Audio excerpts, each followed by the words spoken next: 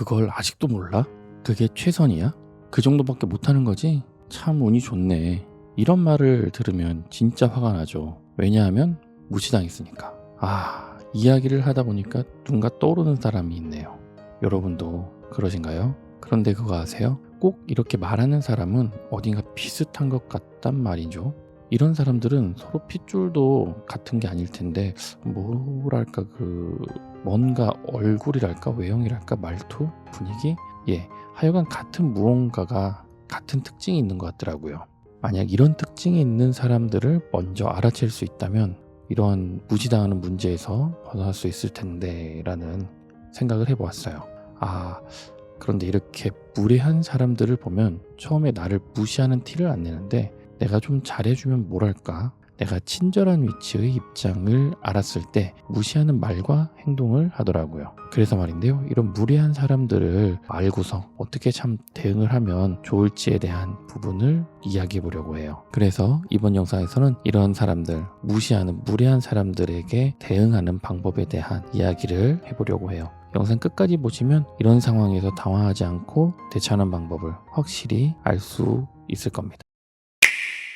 영상 끝까지 시청해 주세요. 그걸 아직도 몰라? 그게 최선이야? 그 정도밖에 못한다는 거지? 참 운이 좋네. 이런 말을 들으면 어떤 생각이 드시나요? 자세한 생각은 다들 다르겠지만 먼저 내가 뭘 잘못했지? 이런 생각이 먼저 들지는 않으신가요? 평소에 이런 생각을 나도 모르게 무의식적으로 가진다면 나는 오늘도 누군가에게 무시당했을 가능성이 높습니다. 왜냐하면 사람들을 무시하는 사람들은 상대방이 약자인지 귀신같이 알아내거든요. 그리고 그 생각이 나를 약자로 만드는 거예요. 누가 나를 무시하는 순간 내가 스스로 내가 뭘 잘못했지? 하고 생각하면 그때부터 내 무의식적 생각은 내가 잘못했어를 기본 가정으로 해서 내게서 원인을 찾기 위해 나를 쪼아대기 시작합니다. 그런데 그거 아세요? 내가 뭘 잘못했지? 이렇게 생각하는 사람들은 진짜 선하고 호의적인 착한 사람들이에요. 그러니까 선하고 호의적이고 착한 사람들은 상대방을 배려하기 때문에 내게서 잘못을 찾고, 그런 상황이 사람을 무시하는 하이에나 같은 나쁜 놈들에게 먹잇감이 되게 한다는 거예요. 그냥 나는 착하게 배려했을 뿐인데 하이에나에게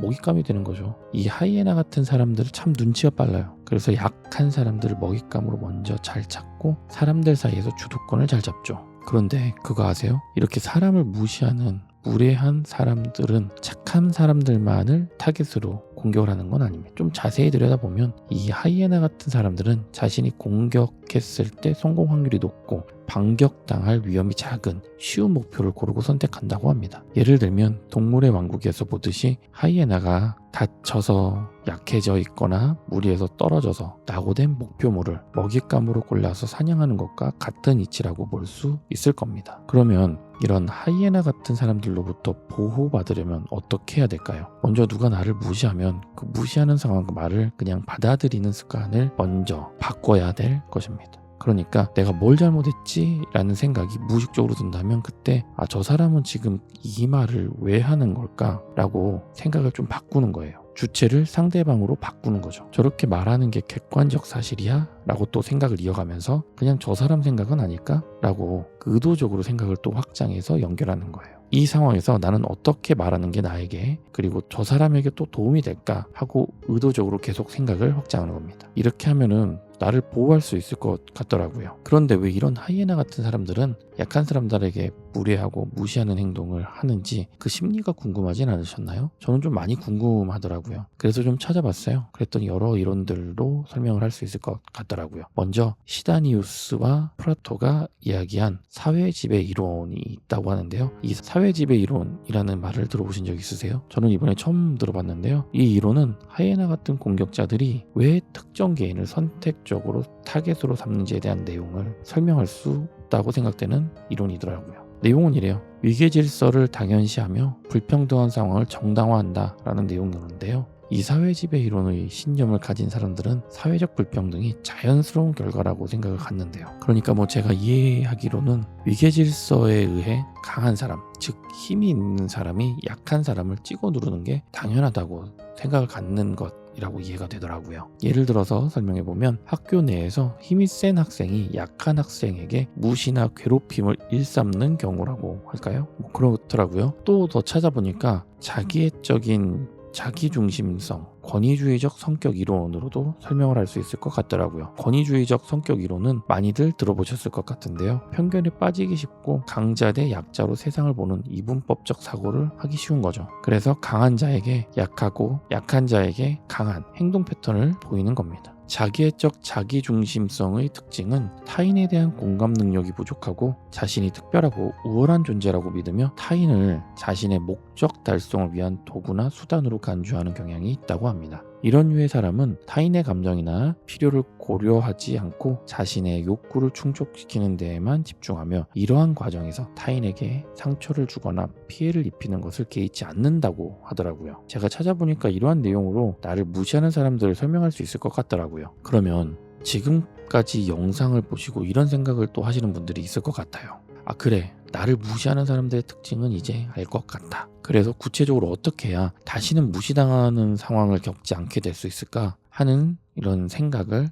가졌을 수도 있을 것 같습니다. 그래서 사회심리학의 대표적인 3가지 이론, 사회지배 이론, 권위주의적 성격, 그리고 자기애적 자기중심성을 바탕으로 이 구체적인 대응법을 좀 이야기해 보려고 해요. 먼저 사회지배 이론에 따르면 상대가 불평등을 당연하다고 생각을 했잖아요. 그래서 그 사람들에게는 말과 행동을 통해서 내가 당신과 동등한 위치에 있다는 걸 보여줄 필요가 있어요. 예를 들어 상대가 나를 무시하면 너 이거 잘못했어 라고 얘기를 하면 그때 이렇게 말해볼 수 있겠죠. 구체적으로 제가 어떤 부분을 잘못했다고 생각하시는지 말씀을 좀 해주실 수 있을까요? 이렇게 하면 내가 무조건 받아들이는 입장이 아니라 상대와 동등하게 대화를 나눌 수 있는 사람이라는 걸 자연스럽게 전달할 수 있을 겁니다. 두 번째로는 권위주의적 성격을 가진 사람은 강자에게는 약하고 약자에게는 강하게 나오는 거잖아요. 그래서 이런 사람들에게는 내가 더 이상 만만한 사람이 아니라는 걸 부드럽게 하지만 분명하게 표현을 해주는 거예요.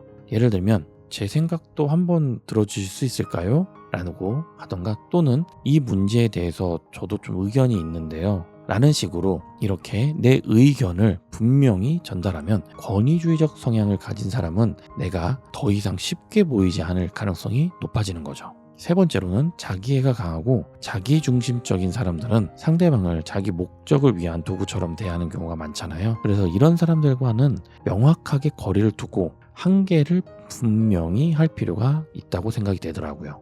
예를 들면 불합리한 요구가 반복될 때 죄송하지만 저는 거기까지는 도와드릴 수 없을 것 같아요 라고 분명하게 거절하는 거예요. 그리고 상대의 평가나 요구에 너무 휘둘리지 말고 감정적으로 적당한 거리를 유지하는 것이 중요합니다. 필요하다면 대화를 단호하게 끝내는 것도 중요한 방법일 것 같더라고요. 그리고 또 추가적으로 이야기를 해보면 아예 그냥 대응을 하지 않는 무대응의 전략도 굉장히 효과가 있을 때가 있습니다. 상대방의 말이 논리적이지 않을 때 내가 대응을 하면 오히려 불리할 것 같다라는 그런 생각이 들어서 그냥 듣기만 하고 반응을 하지 않는 것도 나를 지키는 좋은 방법이 될 수 있을 것 같더라고요.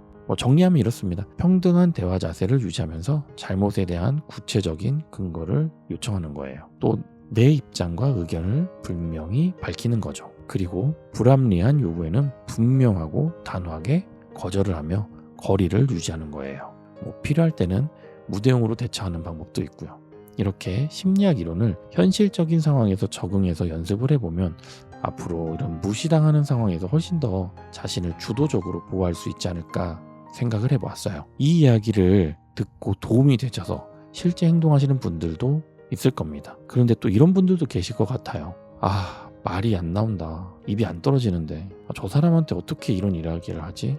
내가 약자인데 이런 말과 행동을 했다가 문제가 더 생기거나 커지면 어떡해? 라는 생각으로 말과 행동을 못 하시는 분들도 있을 것 같습니다. 먼저 이런 분들은 이런 생각을 나도 모르게 무의식적으로 갖는 거잖아요. 나는 이런 말과 행동을 할 수 없어. 하면 안 돼. 라는 생각이 무의식 속 뿌리 깊이 박혀 있는 거죠. 그러니까 상대방에게 저항을 하면 안 된다. 할 수 없다. 라는 어떤 고정된 생각 때문에 변화를 할 수 없다라고 말할 수 있을 거예요.